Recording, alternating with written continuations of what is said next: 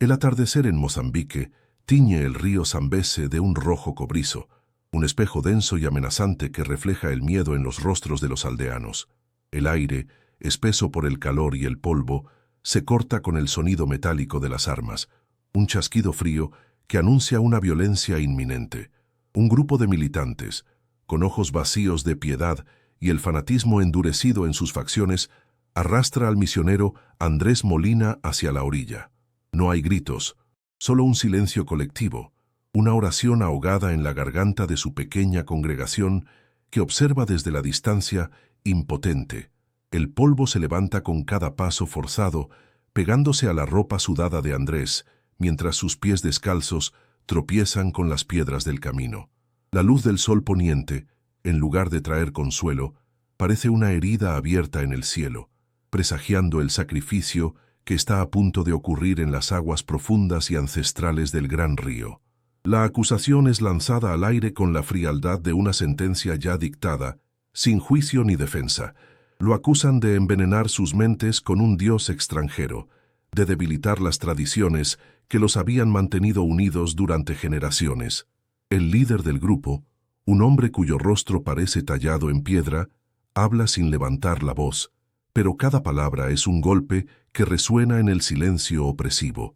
Su castigo, anuncia, será una purificación, una devolución a la tierra y al río que ellos consideran sagrados. Será un bautismo de muerte en aguas infestadas de cocodrilos, una demostración brutal de que su Dios no tiene poder en estas tierras. Andrés no responde. Su mirada no refleja odio ni miedo, sino una tristeza profunda, una compasión por sus verdugos que ellos no pueden comprender. Este silencio es su única y última defensa, una barrera de paz contra la furia ciega que lo rodea. Con un empujón violento, su cuerpo es arrojado al agua. El impacto rompe la superficie rojiza del Zambeze, y el sonido del chapoteo es un grito ahogado que desgarra la quietud del atardecer. Por un instante, el mundo entero parece contener la respiración. Las ondas se expanden en círculos desde el punto donde cayó, como el eco visible de una vida interrumpida. Pero a este estruendo le sigue un silencio aún más profundo, más aplastante que el anterior. Es el silencio de Dios. Un vacío que se instala en el corazón de cada testigo. Una ausencia que pesa más que cualquier presencia. Los aldeanos bajan la mirada, incapaces de soportar la escena. La fe, en ese momento, se enfrenta a la brutalidad de la carne y el hueso, a la indiferencia de un río que devora sin preguntar. La promesa de una aniquilación inminente se siente absoluta. La corriente comienza a arrastrar su cuerpo y la superficie del agua se calma, volviendo a ser un espejo oscuro que solo refleja el cielo sangrante. La esperanza parece haberse hundido con él, disuelta en las profundidades turbias. Es aquí, en este preciso instante de abandono y desolación, donde nace la verdadera pregunta de nuestra historia. No es si un hombre puede sobrevivir a las fauces de las bestias o a la fuerza del río, sino algo mucho más profundo. Es la pregunta silenciosa que planta la semilla de lo imposible, el susurro que desafía la oscuridad misma. ¿Puede la luz nacer en el abismo más absoluto? ¿Puede la fe florecer precisamente en el lugar donde parece haber sido derrotada por completo? Nos quedamos aquí, observando el agua, esperando una respuesta que parece que nunca llegará. Hacemos una pausa en este momento, suspendidos sobre las aguas oscuras del Zambeze, con el corazón encogido por la injusticia y la incertidumbre. La historia de Andrés es la de muchos que han enfrentado la oscuridad con nada más que su fe. Y mientras esperamos, nos gustaría sentir la compañía de quienes nos escuchan. Queremos construir una comunidad de testigos, unida por estas historias que nos recuerdan la fuerza del espíritu humano. Por eso, te pedimos que nos dejes un comentario contándonos desde qué ciudad o país nos estás acompañando en este viaje. Saber desde dónde nos escuchas nos acerca, convirtiendo esta experiencia solitaria en un acto compartido de reflexión y esperanza. Tu presencia, aunque lejana, se siente aquí con nosotros, a la orilla de este río de dudas y milagros. Si esta historia ya ha comenzado a resonar en tu interior, si sientes la tensión y la profunda humanidad de este momento, Te invitamos a que te suscribas a nuestro canal. Al hacerlo, no solo nos apoyas para seguir trayendo estos testimonios de fe y resistencia, sino que te aseguras de no perderte ni un solo instante del increíble desenlace que le espera a Andrés. Este no es el final, sino el comienzo de una intervención divina que cambiará todo lo que estos hombres creían saber sobre el poder y la misericordia. Juntos, seremos testigos de cómo la luz encuentra su camino en la más profunda oscuridad, de cómo una oración silenciosa puede convertirse en el milagro más estruendoso. Acompáñanos a descubrir lo que sucede cuando la resistencia humana se rinde y el poder de Dios se manifiesta. Semanas antes de que el río reclamara su cuerpo, la vida de Andrés Molina era una sinfonía de pequeños actos de fe, una melodía silenciosa tejida con los hilos de la rutina y la devoción. Cada mañana, antes de que el sol mozambiqueño se levantara por completo, el olor a tierra húmeda se filtraba por las paredes de su modesta choza, mezclándose con el aroma del café que preparaba en un pequeño fogón. No era un ritual para sí mismo, sino una ofrenda. Mientras el agua hervía, susurraba una oración, no con palabras grandilocuentes, sino con los nombres de los aldeanos, los enfermos, los ancianos, los niños. La luz anaranjada del amanecer entraba por las rendijas, dibujando franjas doradas sobre el suelo de tierra apisonada, y en ese silencio sagrado, Andrés encontraba la fuerza para enfrentar un día más, sabiendo que su propósito no era cambiar el mundo, sino tocar una vida a la vez con la delicadeza de esa primera luz. Su primera visita era siempre a la choza de los ancianos, donde el respeto se medía en silencios compartidos y miradas que contenían generaciones de historia. Llevaba su café en 2 tazas de arcilla y se sentaba con ellos en el umbral, observando cómo la aldea despertaba. No predicaba, escuchaba. Escuchaba las historias del gran río, de las cosechas perdidas y de los hijos que se habían marchado. Sus manos, aunque jóvenes, aprendieron a sostener las manos temblorosas de los mayores, sintiendo el mapa de sus vidas en la piel arrugada. Era en esos momentos, con el vapor del café ascendiendo hacia el cielo matutino, donde su fe se hacía más tangible. No era una fe de dogmas impuestos, sino de presencia compartida, un entendimiento profundo de que Dios a menudo habla a través del consuelo, de una compañía silenciosa y un corazón dispuesto a escuchar el peso de otra alma. Después, el día pertenecía a los niños. Se reunían bajo la sombra generosa de un viejo baobab, un aula sin paredes donde el viento era su único compañero de estudio. Usando pasajes de los proverbios escritos en una pizarra gastada, les enseñaba a leer y a escribir. Sus risas eran el sonido más puro del mundo, un antídoto contra el murmullo constante de miedo que acechaba en los límites de la aldea. Andrés no solo les enseñaba letras, les enseñaba a ver la belleza en las cosas simples, a encontrar sabiduría en las palabras de un libro que muchos consideraban una amenaza. Veía en sus ojos curiosos la promesa de un futuro diferente, una semilla de esperanza que él regaba cada día con paciencia y afecto.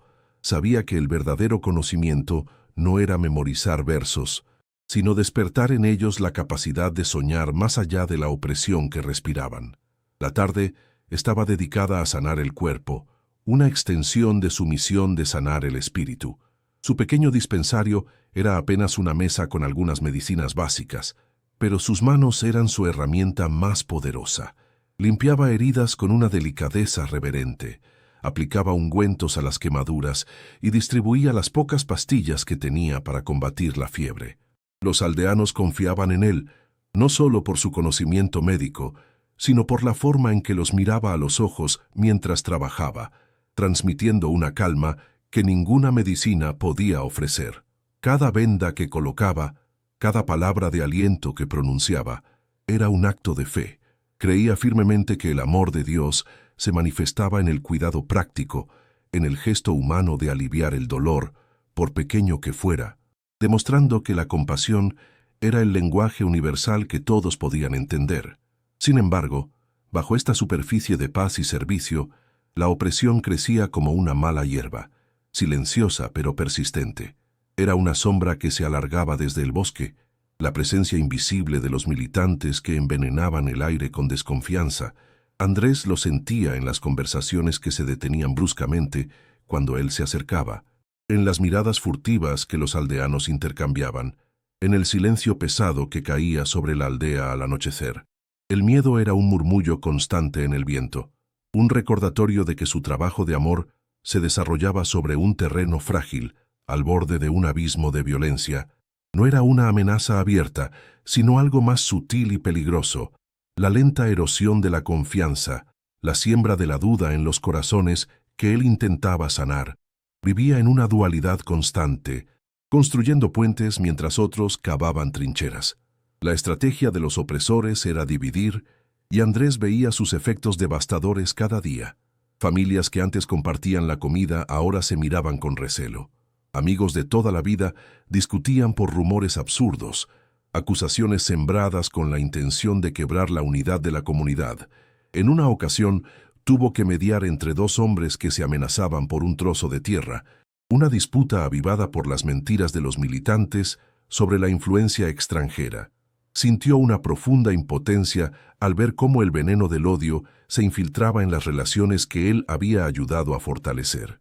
Su presencia, que buscaba ser un faro de esperanza, estaba siendo utilizada como una excusa para la discordia. La injusticia no solo se manifestaba en la amenaza de las armas, sino en la profanación de los lazos humanos más sagrados. El gran río Zambeze, fuente de vida y leyenda, se convirtió en el epicentro de este miedo. Los militantes, conociendo las antiguas supersticiones, comenzaron a asociar las desgracias de la aldea, como la sequía o las enfermedades, con la presencia de Andrés y su dios extranjero. El río, que siempre había sido un lugar de respeto y temor reverencial, ahora era presentado como un ente enojado, contaminado por la fe del misionero. Los pescadores volvían con las redes vacías y culpaban a la sombra de la pequeña capilla. Cuando un niño enfermaba, susurraban que era el castigo de los espíritus del agua. Andrés miraba la corriente poderosa del Zambeze, su superficie reflejando el cielo infinito, y sentía el peso de una batalla que no era solo física o ideológica, sino profundamente espiritual, una lucha por el alma de la aldea en las orillas de su fuente de vida. Al final de cada día, cuando la luna se alzaba sobre las acacias y los sonidos de la aldea se convertían en un susurro, Andrés se enfrentaba a su propia soledad. Se sentaba en la oscuridad de su choza, el eco de las risas de los niños y los lamentos de los enfermos resonando en su mente. Rezaba, pero sus oraciones ya no eran solo de gratitud, sino también de duda. ¿Estaba su presencia causando más daño que bien? ¿Valía la pena el riesgo, no para él, sino para la gente que había llegado a amar como a su propia familia? En el silencio profundo de la noche africana, sentía la inmensidad de su tarea y la fragilidad de su propia fuerza.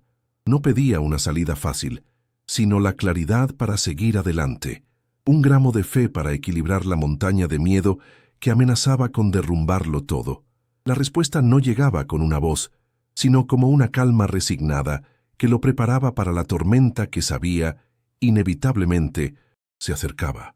La calma tensa que cubría la aldea se fracturó el día que Kael llegó. No entró con el estruendo de un conquistador, sino con el sigilo de una enfermedad que se instala en el cuerpo sin previo aviso. Su presencia era una sombra que enfriaba el aire, un centro de gravedad que atraía todas las miradas y las vaciaba de esperanza. Era un hombre forjado en la dureza de la sabana, cuyo rostro parecía una máscara de indiferencia, pero sus ojos, dos fragmentos de obsidiana, lo observaban todo con una intensidad depredadora. Caminó entre las chozas sin prisa, evaluando la fragilidad de la comunidad. Su silencio era más intimidante que cualquier grito. Los aldeanos se apartaban a su paso, un murmullo de miedo recorriendo la espina dorsal de la aldea. Andrés lo observó desde la puerta de su dispensario y supo, con una certeza que le heló la sangre, que la prueba de fuego había llegado. Kael no tardó en convocar a todos en el centro de la aldea, bajo el sol implacable del mediodía. No levantó la voz, pero cada palabra que pronunció fue un golpe seco, una declaración de guerra contra la fe que Andrés había sembrado con tanta paciencia. Para Kael, esa fe no era una fuente de consuelo, sino un veneno extranjero, una debilidad que ablandaba la voluntad de su gente y la hacía vulnerable a influencias externas. Hablaba de purificar las tradiciones, de devolver la fuerza a sus raíces, pero su discurso estaba impregnado de un desprecio absoluto por la compasión y la gracia. Veía el amor al prójimo como una flaqueza y el perdón como una traición a los ancestros. Su objetivo no era dialogar ni convencer, sino erradicar, arrancar de raíz la semilla de esperanza que Andrés representaba, convencido de que solo en la dureza y el miedo se encontraba la verdadera fortaleza. La primera demostración de su poder fue un acto de profanación calculado para quebrar el espíritu de la comunidad. Ordenó a sus hombres que entraran en la pequeña capilla, un espacio humilde construido con adobe y fe, y sacaran la caja de madera que contenía las pocas Biblias que Andrés había conseguido. Las arrojaron al centro del círculo de aldeanos con un desdén deliberado, los libros de tapas gastadas cayendo al polvo como cuerpos sin vida. Andrés sintió cada golpe en su propia alma, viendo las páginas que había leído tantas veces con los niños, las palabras que habían traído consuelo a los moribundos, ahora expuestas a la humillación pública. Los aldeanos miraban al suelo, incapaces de sostener la mirada del misionero, un silencio de vergüenza y temor llenando el espacio entre ellos.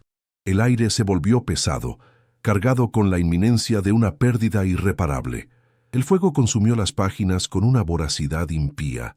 Las llamas anaranjadas lamían el papel, ennegreciendo los bordes antes de devorar las palabras sagradas.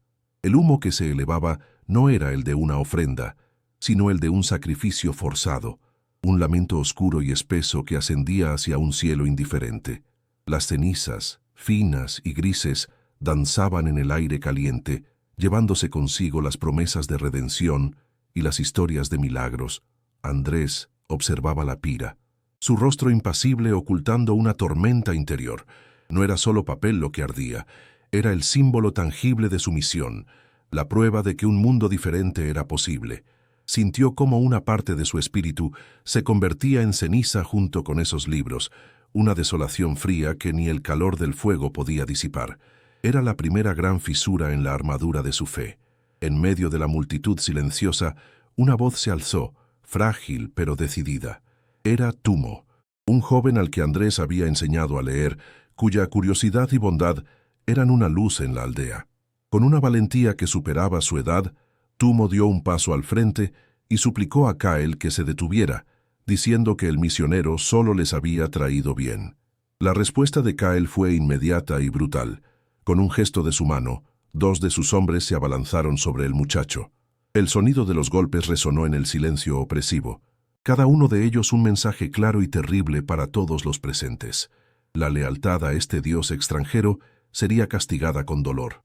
La crueldad del acto no estaba solo en la violencia física, sino en su propósito: aislar a Andrés, demostrar que su Dios era impotente para proteger a quienes lo defendían y convertirlo en una maldición para su propia gente. Tumo quedó tendido en el polvo, su cuerpo joven temblando de dolor y humillación. Nadie se atrevió a moverse, ni siquiera su propia madre, cuyo rostro era una máscara de agonía silenciosa. El miedo había paralizado a la comunidad, convirtiéndolos en estatuas de impotencia. Andrés quiso correr hacia él, limpiar sus heridas, ofrecerle consuelo, pero una mirada de Kael, fría y afilada como el cristal, lo detuvo. Comprendió que cualquier intento de ayuda solo traería más sufrimiento al muchacho. Se sintió atrapado, un prisionero de su propio propósito, obligado a ser testigo del dolor que, indirectamente, su presencia había causado.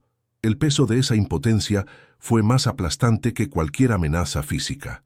Vio en los ojos de los aldeanos no solo miedo, sino el nacimiento de un resentimiento que comenzaba a alejarlo de ellos. En los días que siguieron, un muro invisible se levantó alrededor de Andrés. Las sonrisas que antes lo saludaban se convirtieron en miradas esquivas. Las puertas que siempre habían estado abiertas para él ahora se cerraban a su paso. Los niños ya no corrían a su encuentro bajo el baobab. Sus padres se lo habían prohibido, temerosos de la ira de Kael. Se convirtió en un fantasma en la aldea que había considerado su hogar, su soledad tan palpable como el polvo que cubría sus sandalias. Comía solo, rezaba solo, y el silencio de su choza ya no era un refugio de paz, sino una cámara de eco para sus crecientes dudas. La injusticia más profunda no fue la quema de los libros ni la violencia contra Tumo, sino el lento y doloroso despojo de los lazos humanos que había tejido con tanto amor y dedicación. Fue entonces cuando el veneno de la duda comenzó a filtrarse en sus oraciones. De rodillas en la oscuridad de la noche, las palabras que antes fluían con certeza ahora se atascaban en su garganta. Estaba su presencia, su insistencia en compartir su fe, causando más daño que bien. Recordaba el rostro magullado de Tumo, la mirada aterrorizada de su madre, las cenizas de las escrituras esparcidas por el viento. Quizás Kael tenía razón, quizás su amor era una forma de egoísmo, una imposición que solo traía sufrimiento a la gente que juró proteger. Miraba al cielo estrellado de África, un lienzo infinito de belleza silenciosa, y por primera vez en su vida sentía que Dios estaba insoportablemente lejos, sordo a sus súplicas. La fe, que había sido su ancla, ahora se sentía como una cadena que lo arrastraba hacia el abismo. Kael, observador astuto, percibió la grieta en el espíritu del misionero y continuó su asedio psicológico con una crueldad metódica. Esparció el rumor de que el pozo de agua se estaba secando por culpa del dios extranjero, que la enfermedad que afectaba al ganado era un castigo de los espíritus ancestrales. Prohibió el uso del pequeño dispensario, declarando que las medicinas de Andrés eran una forma de brujería que debilitaba el cuerpo y el alma. Cada día, una nueva mentira, una nueva acusación, erosionaba la confianza que Andrés había tardado años en construir. Veía cómo el miedo y la superstición recuperaban el terreno que la esperanza había ganado, y se sentía como un jardinero observando impotente cómo una plaga devoraba su cosecha. La estrategia de Kael era brillante en su maldad. No buscaba matar su cuerpo, sino aniquilar su propósito. El peso de ser un testigo impotente se volvió insoportable. Andrés veía a los enfermos sufrir en silencio, demasiado asustados para buscar su ayuda. Veía la desconfianza crecer entre vecinos que antes compartían todo. La alegría simple que una vez caracterizó a la aldea se había evaporado, reemplazada por una atmósfera pesada de sospecha y desesperanza. Se sentía responsable de cada mirada triste, de cada conversación susurrada, de cada niño que ya no reía con libertad. La injusticia se había vuelto sistémica, una red invisible que atrapaba a todos, y él estaba en el centro, el catalizador involuntario de tanto dolor. Su lucha ya no era contra la pobreza o la enfermedad, sino contra una oscuridad que se alimentaba del miedo que él mismo había provocado sin quererlo. Su corazón, antes lleno de un amor expansivo, ahora se encogía bajo el peso de una culpa devastadora. Finalmente, cuando la moral de la aldea estaba en su punto más bajo y el espíritu de Andrés estaba visiblemente quebrado, Kael decidió que era el momento del golpe final. Una tarde, mientras el sol comenzaba a teñir el cielo de un rojo sangriento, convocó a todos una última vez. La multitud se reunió, sus rostros marcados por la resignación.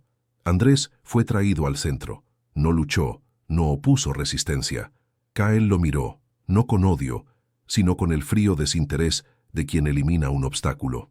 Luego, con un gesto lento y deliberado, señaló hacia el gran río Zambeze, cuyas aguas oscuras reflejaban el cielo moribundo. Anunció la sentencia, su voz resonando con una autoridad absoluta. El río, la fuente de vida y muerte, sería el juez final. El rostro impasible de Kael se convirtió en la encarnación de un mundo sordo a la gracia, sellando el destino del misionero. El frío del Zambeze lo golpea como un puño, un shock brutal que le roba el aliento y lo sumerge en una oscuridad líquida y turbia. Por un instante, el mundo se reduce a una explosión de burbujas y a la sensación del agua helada infiltrándose en su ropa, pegándosela al cuerpo como una segunda piel de plomo. La corriente, poderosa e indiferente, lo atrapa de inmediato, arrastrándolo lejos de la orilla, lejos de las miradas de sus verdugos y de su congregación paralizada. El instinto de supervivencia se activa con una ferocidad primitiva, y sus brazos y piernas comienzan a agitarse en una danza desesperada contra una fuerza inmensamente superior. La superficie parece un techo inalcanzable, y el cielo rojizo que vislumbra al emerger es un recordatorio lejano de un mundo que ya lo ha abandonado. No hay tiempo para el pensamiento, solo para la lucha ciega por el próximo sorbo de aire. Bajo la superficie, el río revela su verdadera naturaleza. No es solo agua, es un universo de sombras en movimiento, un reino antiguo donde la vida y la muerte coexisten en un equilibrio depredador. Andrés siente el roce de algo áspero y poderoso contra su pierna, una presencia que no necesita ver para identificar. Son las sombras reptilianas de las que hablaban las leyendas, los guardianes del río que ahora han sido convocados para ejecutar su sentencia. El terror, un veneno más frío que el agua, se inyecta directamente en su corazón. Su lucha se vuelve más frenética, más errática, impulsada por la imagen de unas fauces abriéndose en la penumbra acuática. El agua que lo rodea ya no es un elemento neutro. Está viva, consciente y hambrienta, y él es una ofrenda arrojada a su altar ancestral. El agotamiento llega como una ola lenta y pesada, mucho más implacable que la corriente. Sus músculos, tensos por la adrenalina, comienzan a arder con un dolor sordo que se extiende desde sus extremidades hasta el centro de su ser. Cada brazada es más corta, cada patada más débil. El peso de su ropa mojada se vuelve una armadura que lo arrastra hacia el fondo. El aire que logra tragar en cada emersión es insuficiente, apenas un préstamo momentáneo que sus pulmones devuelven con un jadeo desesperado. La voluntad de vivir, tan feroz hace unos instantes, comienza a erosionarse bajo el asalto combinado del frío, el cansancio y el miedo. El río no necesita devorarlo con sus bestias, simplemente espera, paciente, a que su propia humanidad se rinda ante la inmensidad de la naturaleza. Es en ese momento, entre el ardor de sus pulmones y la fatiga de sus músculos, que un nombre brota de sus labios, un grito ahogado por el agua que le salpica el rostro. Grita el nombre de Dios, no como una oración serena, sino como la última llamada de un hombre que se ahoga en el abismo del abandono. Espera una señal, una voz, un cambio en la corriente, cualquier cosa que le indique que no está solo. Pero la única respuesta es el sonido del agua golpeando sus oídos, el murmullo constante y monótono del río que sigue su curso eterno. El silencio de Dios es más ensordecedor que el rugido del agua, una ausencia tan vasta y profunda que consume la última chispa de su esperanza, su fe. El pilar que había sostenido su vida entera se resquebraja bajo el peso de esa indiferencia cósmica. La soledad espiritual se vuelve entonces su verdadero verdugo, más letal que los cocodrilos que patrullan las profundidades. Se siente completamente despojado, no solo de su fuerza física, sino de su propósito, de la certeza que lo había llevado a ese rincón olvidado del mundo. Todos sus sacrificios, sus noches en vela cuidando a los enfermos, las sonrisas de los niños aprendiendo a leer, todo parece ahora una ilusión, un esfuerzo inútil que culmina en esta muerte anónima y brutal. El abandono que siente no es solo divino, es humano. En su mente ve los rostros de los aldeanos, sus ojos bajos, su incapacidad para defenderlo. Los amaba, y en su último momento se da cuenta de que su amor no fue suficiente para salvarlos del miedo, ni a él de su destino. La narrativa de su vida se desmorona.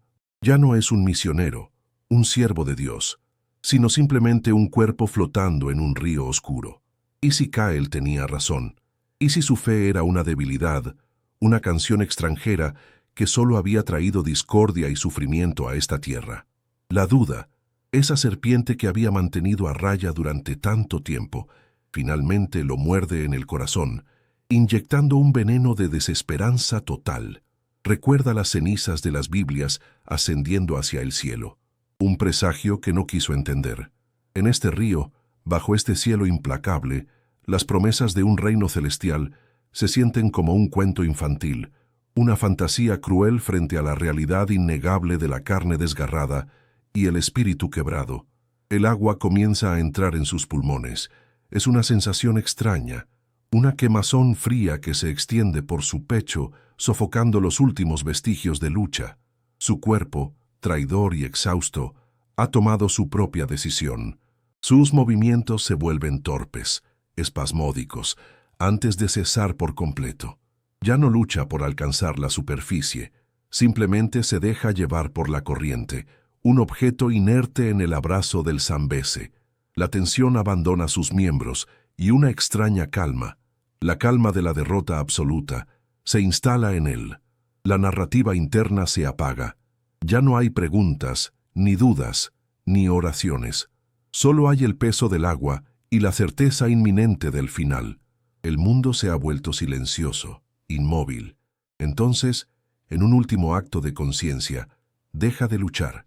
No es una rendición pasiva, sino una entrega activa y deliberada. Cierra los ojos, no para evitar la visión de la muerte, sino para aceptar la oscuridad que lo envuelve. Es el momento en que la resistencia humana cede por completo, el punto cero donde el alma, despojada de toda esperanza y de toda fe, se rinde al vacío. Ya no le pide a Dios que lo salve, ni siquiera le pregunta por qué. Simplemente acepta el silencio, acepta que su historia termina aquí, en las profundidades de un río africano, lejos de todo lo que una vez conoció y amó. Es la paz terrible que se encuentra solo en el fondo del abismo, cuando ya no queda nada por perder. Su cuerpo comienza a hundirse lentamente, girando con la corriente perezosa de las profundidades. La luz rojiza de la superficie se convierte en un recuerdo borroso, una mancha difusa que se desvanece en la negrura. El sonido del mundo exterior desaparece, reemplazado por un zumbido sordo y acuático, el latido del propio río. El tiempo se estira, se vuelve denso y elástico. Cada segundo es una eternidad en esta caída suave y ceremonial hacia el lecho del río. Ya no siente el frío ni el dolor, solo una ingravidez que lo libera del peso de su propia existencia. Es un descenso hacia el olvido, una disolución pacífica en los elementos primordiales de la tierra. En esa oscuridad líquida, una última imagen parpadea en su mente. No es un recuerdo sagrado, ni el rostro de un ser querido, sino la simple visión de la luz del sol filtrándose a través de las hojas de un baobab. Es una imagen de paz simple, de una belleza que no exige nada a cambio, y con esa imagen, una única lágrima se escapa de su ojo cerrado. No es una lágrima de tristeza ni de miedo, sino de una resignación profunda. La lágrima no cae, sino que se mezcla instantáneamente con el agua del río, una gota de dolor humano disuelta en la inmensidad de un universo indiferente. Es su último acto, su última palabra, una ofrenda silenciosa al vacío. Una última burbuja de aire escapa de sus labios, ascendiendo lentamente hacia la superficie que él ya no puede ver. Contiene el último suspiro de una vida dedicada a una fe que, en su hora final, pareció darle la espalda. La burbuja es una oración sin palabras, un testimonio mudo que se eleva a través de la oscuridad, buscando un cielo que quizás nunca la reciba. Abajo, el cuerpo de Andrés Molina queda inmóvil, entregado por completo al silencio y a la profundidad. La resistencia ha terminado, la lucha ha cesado, el colapso es total, y en la quietud absoluta del fondo del río, solo queda la espera, suspendida entre el final de una vida y la posibilidad imposible de un comienzo. En el umbral exacto donde la vida se rinde a la inconsciencia, en la quietud abisal del Zambeze, algo cambió. No fue un sonido ni un movimiento, sino una alteración en la propia esencia del agua. El frío letal que había penetrado sus huesos comenzó a retroceder, no de manera abrupta, sino como el reflujo de una marea invisible. Una tibieza sutil, casi imperceptible, empezó a envolver su cuerpo inerte. Era un calor que no provenía de la superficie, sino que parecía nacer desde el corazón mismo del río, una calidez pacificadora que no quemaba, sino que consolaba, como el primer rayo de sol después de una noche de helada. Era la primera nota de una sinfonía imposible, un susurro de vida en la cámara de la muerte, una promesa que su mente ya no podía comprender, pero que su alma comenzaba a reconocer. Esta calidez se intensificó, manifestándose visualmente como una luz. Desde las profundidades fangosas, Una luminiscencia dorada comenzó a emanar, suave y difusa. No era la luz violenta de un relámpago, sino la claridad serena de un amanecer submarino. El resplandor crecía en intensidad, pero nunca llegó a ser cegador. Por el contrario, parecía absorber la oscuridad en lugar de combatirla. La turbidez del agua, cargada de lodo y secretos ancestrales, empezó a disiparse ante su avance. La luz no iluminaba los peligros del río, sino que los disolvía, transformando el lecho de muerte en un santuario de paz. Era una luz con propósito, una presencia líquida que reordenaba la física del caos, preparando el escenario para una intervención que desafiaba toda lógica humana. Alrededor del cuerpo de Andrés, el agua alcanzó una claridad milagrosa, volviéndose transparente como el cristal más puro. Podía verse cada grano de arena en el fondo, cada pequeña piedra, pero todo parecía suspendido en un ámbar dorado. El tiempo mismo pareció coagularse, volviéndose denso y reverente.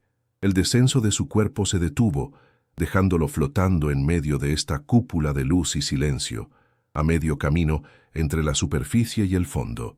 El mundo exterior, con su violencia y su prisa, se desvaneció, convirtiéndose en un eco lejano e irrelevante.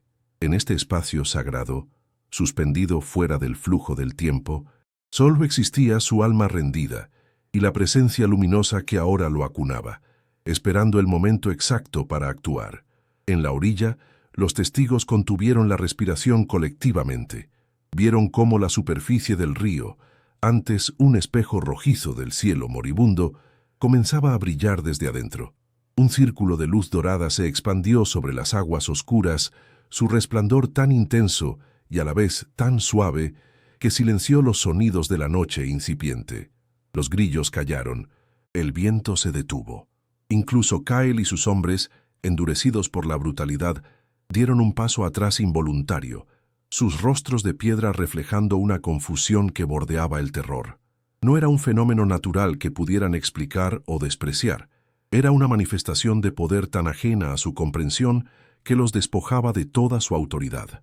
El río, su instrumento de juicio, se había convertido en el escenario de un poder infinitamente superior. Desde el epicentro de esa luz, una figura comenzó a caminar sobre el agua. No emergió de las profundidades ni descendió del cielo. Simplemente estaba allí, como si siempre hubiera formado parte del paisaje, oculta hasta ese momento. Se movía con una calma, que era en sí misma un milagro, una autoridad serena que no necesitaba demostración. Su silueta, envuelta en la luz dorada, era la de un hombre, pero su presencia reordenaba la realidad a su paso. No había efectos especiales, ni un coro de ángeles, solo el acto imposible de caminar sobre las aguas turbulentas del Zambeze, con la naturalidad de quien pasea por un campo al amanecer. Cada paso era una declaración silenciosa de dominio sobre las leyes que gobiernan el mundo caído. Sus pies apenas rozaban la superficie del agua, y cada contacto generaba ondas suaves y perfectas que se expandían en círculos concéntricos. Estas ondas no eran violentas, al contrario, parecían calmar la corriente, alisando el río hasta convertirlo en un espejo perfecto.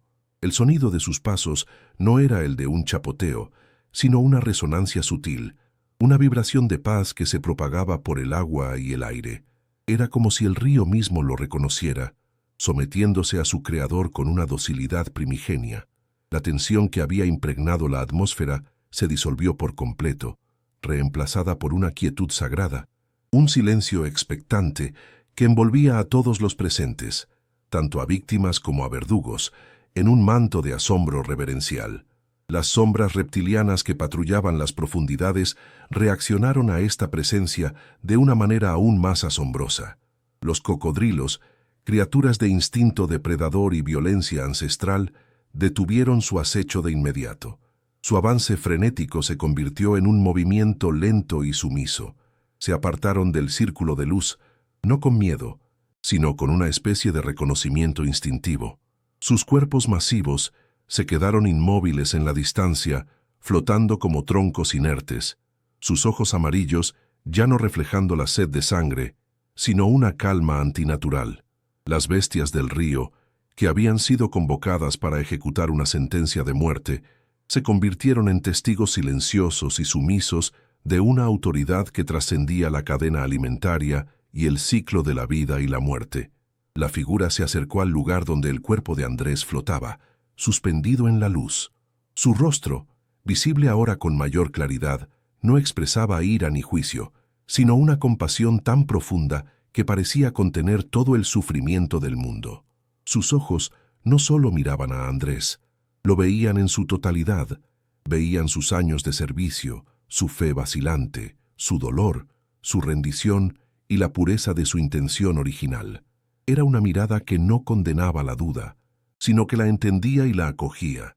En esa mirada, Andrés, incluso en su estado de semi-inconsciencia, sintió un perdón y una aceptación que ninguna palabra humana podría jamás transmitir. Era el regreso a casa de un hijo perdido, encontrado en el lugar más oscuro e inesperado. Con una lentitud ceremonial, la figura extendió su mano. No era una mano etérea o fantasmal, sino una mano sólida, de carpintero, con cicatrices que hablaban de trabajo y de un dolor inmenso. La palma abierta era una invitación, una oferta de gracia en medio del abismo. El gesto detuvo el universo por un instante.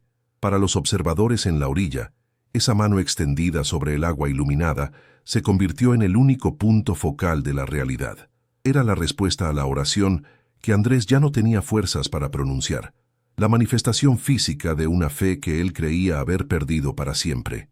La mano no se impuso, simplemente esperó, ofreciendo una elección incluso en el umbral de la muerte. Cuando la punta de sus dedos tocó la mano de Andrés, una corriente de vida pura fluyó a través de él. No fue un simple tirón para sacarlo del agua, fue una resurrección instantánea. El agua que había llenado sus pulmones fue expulsada sin violencia, transformada en un aliento cálido que reinició su corazón con un latido fuerte y constante.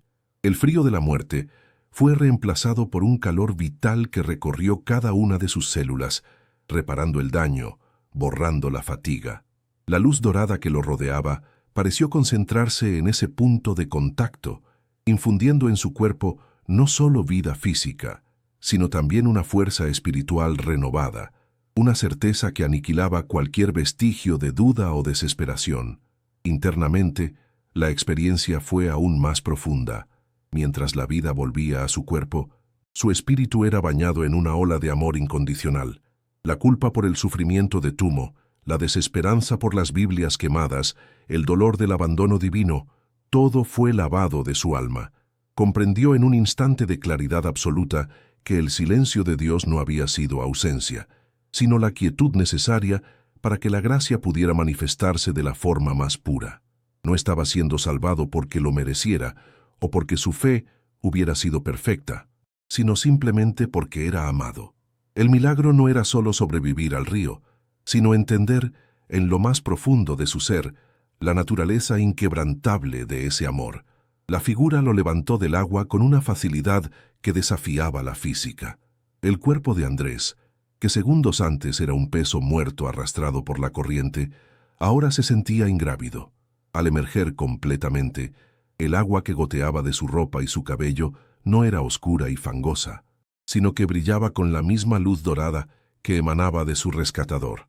No tosió ni jadeó en busca de aire. En cambio, respiró profundamente, con una calma serena, su rostro transformado por una paz que no pertenecía a este mundo.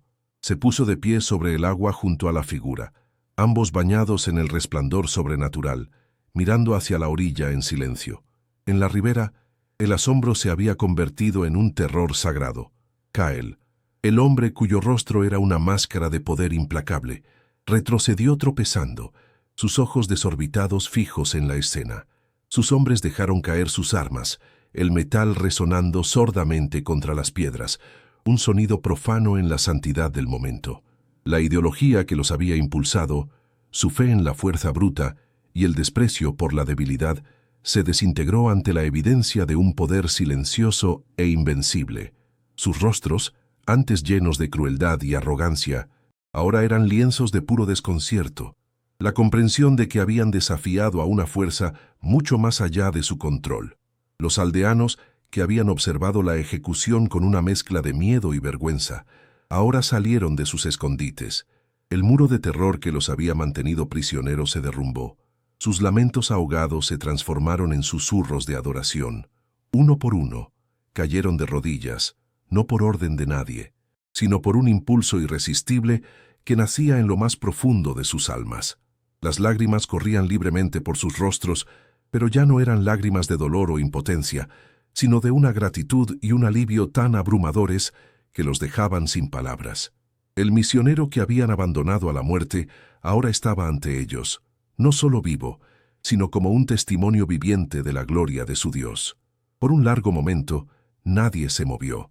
Las dos figuras permanecieron sobre el agua. El misionero rescatado y su Salvador, envueltos en una luz que comenzaba a suavizarse, fusionándose con los últimos colores del crepúsculo. El río Zambeze, que había sido elegido como un instrumento de muerte y juicio, se había transformado en un altar, su superficie un testimonio líquido del milagro. El silencio que siguió no era un vacío de ausencia, sino un silencio pleno, cargado de una presencia innegable. La violencia había sido desarmada no con más violencia, sino con un acto de amor absoluto. Y esa verdad, ahora grabada en el corazón de todos los presentes, cambiaría el destino de la aldea para siempre. Cuando Andrés fue levantado del agua, no emergió como un hombre rescatado de la muerte, sino como un ser renacido en un elemento que ya no le era hostil. No había tos ni jadeos desesperados por aire. Su respiración era profunda y serena, como la de alguien que despierta de un sueño pacífico. El agua que escurría de su ropa y su cabello no era el lodo oscuro del Zambeze, sino un velo de gotas luminosas que parecían retener el resplandor dorado del milagro. Su rostro, antes contraído por la agonía y la rendición, ahora estaba completamente liso, habitado por una paz que no pertenecía a este mundo. Se mantuvo de pie sobre la superficie del río por un instante eterno, no como un fantasma, sino como un testimonio sólido y viviente de un poder que había revertido las leyes de la naturaleza y del odio. Su presencia silenciosa era una declaración más poderosa que cualquier sermón. En la orilla, el estruendo de la violencia fue reemplazado por un silencio de una calidad diferente, un silencio denso, palpable, que parecía absorber todos los sonidos previos. Era el silencio del asombro absoluto, la quietud que sigue a la revelación de un misterio insondable. El aire, antes cargado con el olor metálico de las armas y el polvo del miedo, ahora se sentía limpio, purificado, como si la luz que había emanado del río lo hubiera lavado de toda su impureza. Los grillos, el viento, el murmullo lejano de la sabana, todo se había detenido, suspendido en una reverencia colectiva. La atmósfera de terror que había oprimido a la aldea durante semanas se disipó no con una explosión, sino con un suspiro, dejando en su lugar un vacío sagrado que nadie se atrevía a profanar con una palabra o un movimiento. Los hombres de Cael, antes pilares de una crueldad monolítica, se desmoronaron como estatuas de arcilla bajo una lluvia torrencial. Sus fusiles, que minutos antes eran extensiones de su voluntad y símbolos de su poder, de repente se sintieron pesados, extraños, como reliquias de una era de locura que acababa de terminar. Sus manos, acostumbradas a la violencia, colgaban inertes a sus costados. Sus rostros, antes máscaras de fanatismo y desprecio, ahora eran lienzos en blanco donde el terror y la confusión pintaban una expresión de vulnerabilidad infantil.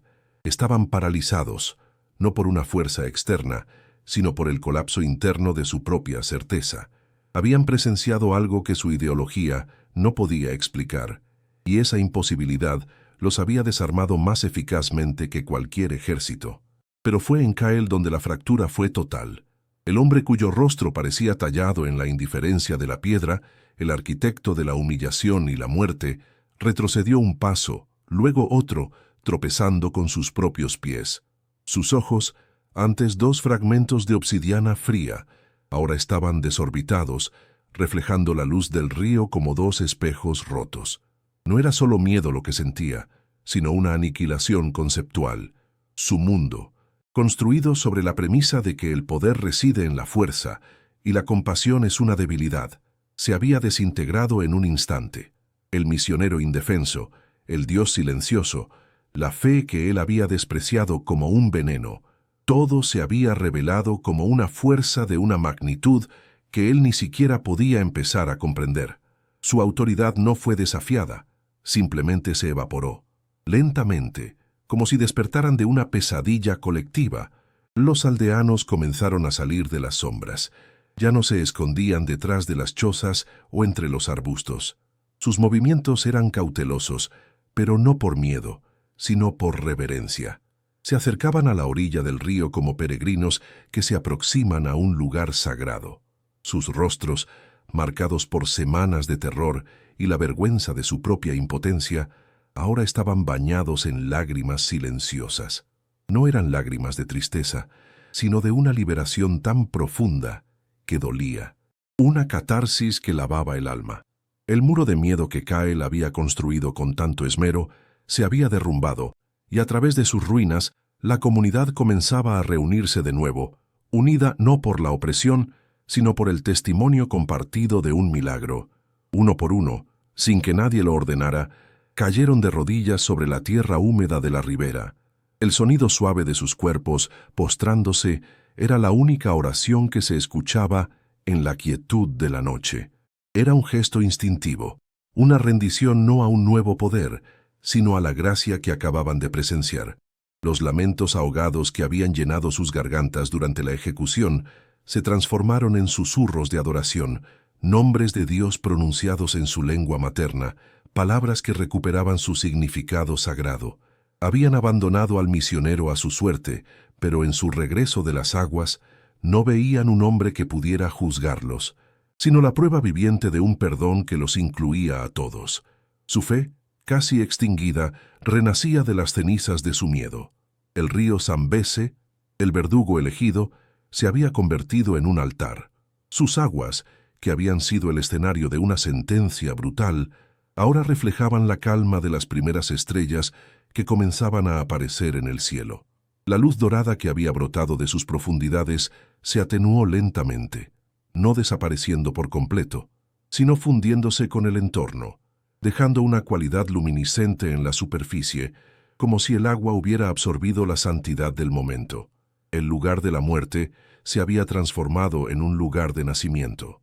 La corriente, que debía arrastrar un cuerpo sin vida, ahora fluía con una mansedumbre nueva, susurrando una historia que se contaría durante generaciones, la historia de cómo la fuente de su mayor temor se convirtió en el testigo de su mayor esperanza. La figura luminosa que había caminado sobre las aguas no se desvaneció en un destello, sino que se retiró con la misma delicadeza con la que había llegado. Su presencia se fue disolviendo en la luz del crepúsculo, fundiéndose con el aire y el agua hasta que solo quedó Andrés, de pie en la orilla, su silueta recortada contra el resplandor residual del río. El milagro no terminó con un final abrupto, sino que se integró en la realidad, dejando tras de sí un mundo permanentemente alterado. No hubo una despedida, porque la presencia no se había ido, simplemente se había vuelto invisible a los ojos, pero su esencia permanecía impregnada en cada partícula de aire, en cada gota de agua, en el corazón transformado de cada testigo. Andrés dio sus primeros pasos sobre la tierra firme. No temblaba ni vacilaba. Cada paso era firme, deliberado, el de un hombre que ha encontrado su centro en el corazón de la tormenta. Su mirada recorrió los rostros de su congregación, y en sus ojos no había ni una sombra de triunfo ni de reproche.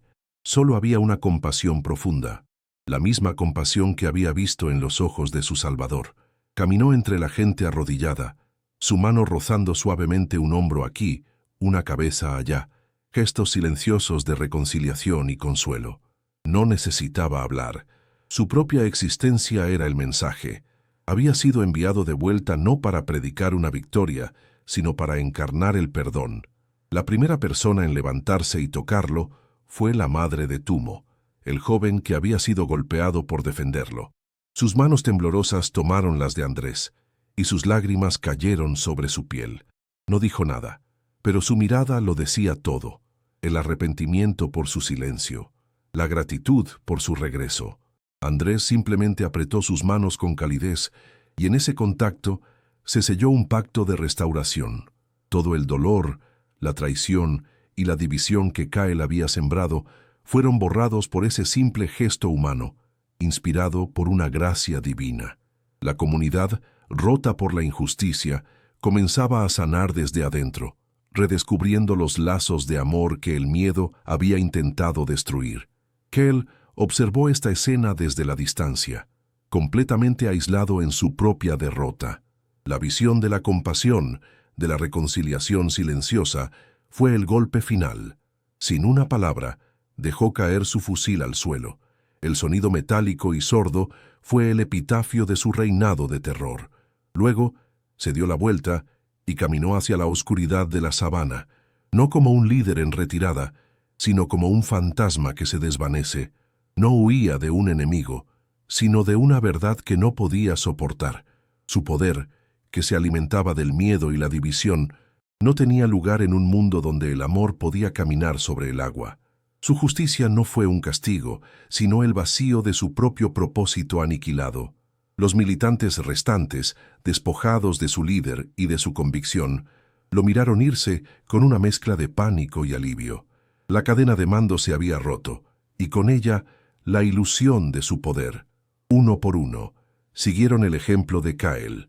Dejaron caer sus armas, esos símbolos ahora inútiles de una autoridad extinta, y se dispersaron en la noche, absorbidos por la inmensidad de la selva. No hubo una batalla final, ni una rendición formal. El odio simplemente se había cansado de sí mismo, desarmado por una fuerza que no luchaba en sus mismos términos. En la orilla del Zambeze quedaron solo las armas abandonadas, mudos testigos de una guerra que había terminado sin un solo disparo.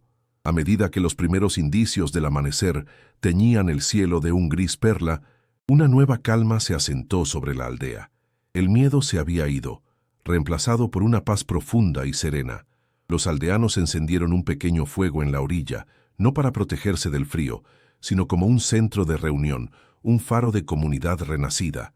Se sentaron alrededor de las llamas con Andrés, compartiendo un silencio lleno de significado. El río fluía a su lado, su superficie ahora un espejo plateado que reflejaba la promesa de un nuevo día. La transformación era visible no en grandes monumentos, sino en los rostros tranquilos, en la facilidad de la respiración, en la certeza silenciosa de que, después de la noche más oscura, la luz siempre encuentra el camino de regreso. El amanecer que siguió a esa noche no fue un amanecer cualquiera. La luz no se limitó a disipar la oscuridad, pareció nacer de ella, purificándola. Se filtró a través de las acacias con una suavidad nueva, pintando la aldea con tonos de oro y miel.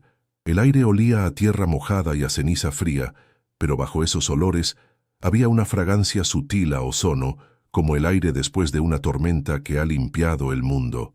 En la orilla del Zambeze yacían las armas abandonadas, mudos monumentos de un poder derrotado. Nadie se atrevía a tocarlas. Eran reliquias de un miedo antiguo, y los primeros rayos del sol se reflejaban en su metal frío, no como una amenaza, sino como la prueba de que la noche más larga había terminado. La paz que se respiraba no era la ausencia de conflicto, sino una presencia tangible, un manto que cubría la tierra y los corazones con una calma inquebrantable. La historia de lo ocurrido en el Zambeze no se gritó desde los tejados, se convirtió en un susurro, una corriente subterránea de asombro que viajó de aldea en aldea, transportada por los pescadores y los comerciantes que navegaban el gran río. No se contaba como un cuento de fantasmas, sino como un testimonio solemne, con la voz baja y los ojos fijos en el horizonte. Hablaban de una luz que brotó del agua, de un hombre que caminó sobre ella y de un misionero que regresó de sus profundidades. La leyenda no se adornaba con detalles fantásticos. Su poder residía en su simplicidad, en la verdad innegable que había transformado a los testigos. El río, antes una frontera de miedo y superstición, se convirtió en un camino de peregrinación, un lugar donde la gente iba no solo a buscar agua, sino a recordar que lo imposible a veces solo tarda un poco más en ocurrir. La aldea misma se convirtió en un santuario silencioso. La pequeña capilla, profanada y vacía, fue reconstruida, no con materiales nuevos, sino con piedras recogidas de la orilla del río, cada una de ellas un fragmento del milagro. Los niños, que habían sido los primeros en sentir el terror, fueron también los primeros en reclamar la paz. Volvieron a jugar en la ribera, sus risas ahora desprovistas de cualquier sombra de miedo. Chapoteaban en las aguas poco profundas, sus manos buscando los mismos guijarros lisos que habían presenciado la intervención divina.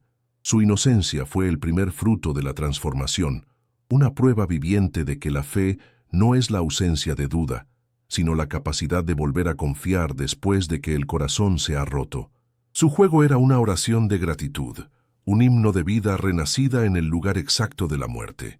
Andrés Molina continuó su labor, pero algo fundamental había cambiado en él. Ya no era un hombre que enseñaba la fe, era un hombre que la encarnaba. Sus palabras eran pocas, sus gestos profundos. Había una quietud en su mirada, la calma de alguien que ha visto el otro lado del velo y ha regresado sin miedo. Ya no sentía la necesidad de convencer ni de probar nada. Su propia presencia era el testimonio más elocuente. Cuando limpiaba una herida o compartía una taza de café, la gente sentía no solo la bondad de un hombre, sino el eco de la gracia que lo había rescatado. Se convirtió en un faro humano, una presencia que no deslumbraba, sino que ofrecía una luz constante y segura en la que otros podían encontrar su propio camino de regreso a la esperanza. El río, para siempre, dejó de ser solo el Zambeze. Los aldeanos comenzaron a llamarlo, en un susurro reverente, el brazo de Cristo. Creían que sus aguas llevaban una bendición, una memoria líquida del toque divino. Las mujeres embarazadas venían a mojar sus vientres en la orilla, pidiendo protección para sus hijos no nacidos. Los enfermos bebían de sus aguas, no como una cura mágica, sino como un acto de fe. El lugar exacto donde Andrés había sido arrojado se convirtió en un punto de referencia sagrado, un lugar donde la corriente parecía fluir con una lentitud ceremonial. El río ya no era una deidad caprichosa que quitaba la vida, sino un siervo de un poder superior, un recordatorio constante de que incluso en las profundidades más oscuras, la mano de Dios puede alcanzar y redimir. El legado de Cael y sus hombres fue el silencio. Se desvanecieron en la sabana como humo, su autoridad desintegrada por una luz que no pudieron comprender.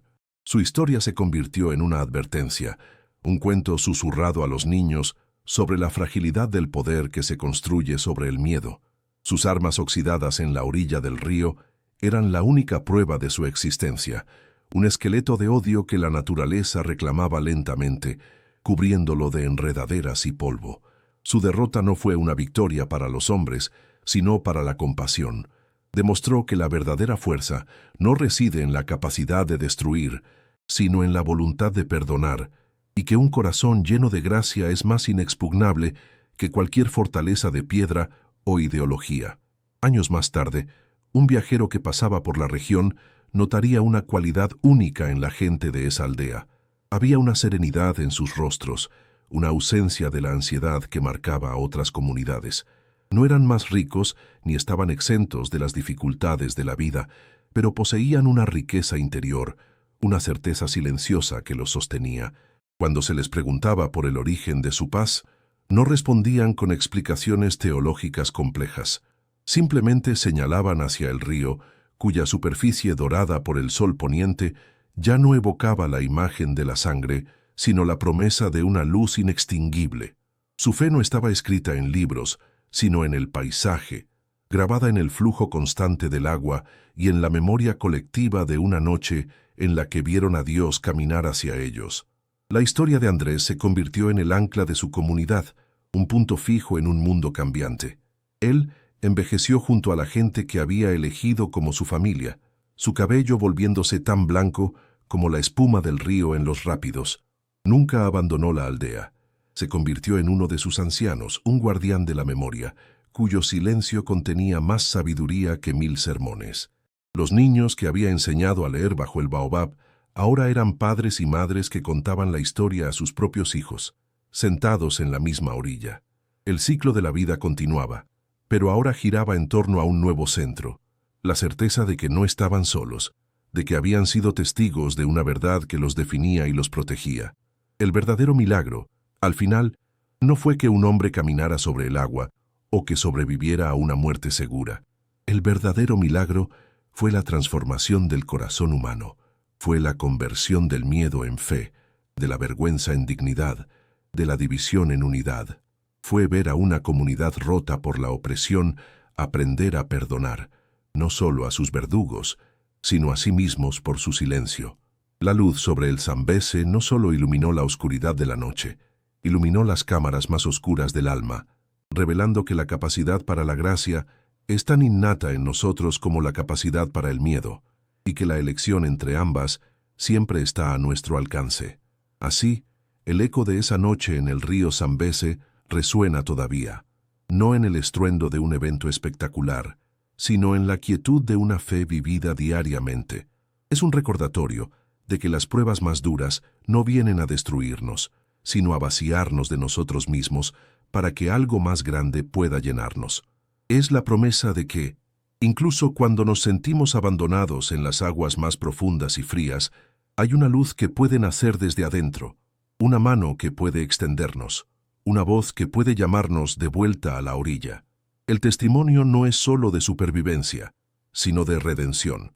Una verdad universal que se refleja en la superficie de cada río y en el fondo de cada alma que ha conocido el dolor. La historia de Andrés Molina y el río Zambeze ha llegado a su fin, pero su mensaje apenas comienza. Nos deja con una imagen duradera de esperanza, una prueba de que la resistencia del espíritu humano, cuando se rinde a una fuerza mayor, puede florecer en los lugares más improbables. Nos enseña que la presencia divina a menudo se manifiesta no en el trueno, sino en el silencio que sigue a la tormenta, en el calor sutil que nos envuelve cuando creemos que todo está perdido. Su legado es una invitación a mirar más allá de la superficie de nuestra propia realidad, a buscar la luz en nuestra propia oscuridad.